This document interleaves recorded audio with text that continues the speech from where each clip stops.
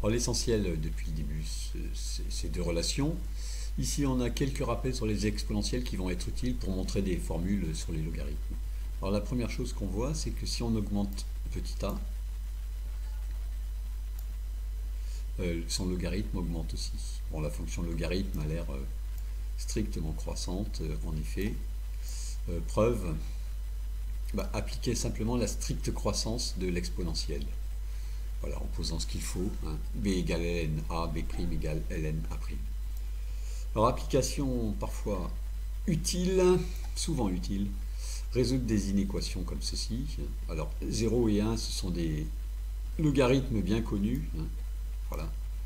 Donc, se ramener à un logarithme de chaque côté, et puis appliquer cette règle. Alors maintenant, on va utiliser à chaque fois cette formule-ci. Première formule, logarithme d'un produit, c'est la somme des logarithmes. Alors, preuve de ça, prendre des exponentielles. C'est-à-dire à chaque fois, on va faire la même démonstration pour montrer que deux nombres sont égaux. On regarde juste leurs exponentielles et on prouve qu'elles sont égales. Alors, vérifier ici, c'est exactement ce qui se passe.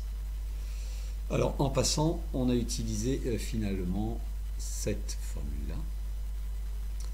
Bon, et un point intéressant, c'est que le résumé de ces deux formules-ci, ça peut être ce petit schéma-là.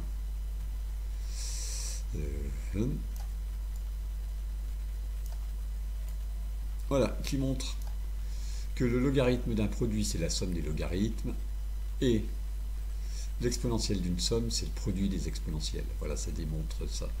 Ça contient ces deux formules-là. Bon, une autre maintenant, celle-ci, logarithme d'un inverse, c'est l'opposé. Alors là aussi, vous prenez les exponentielles.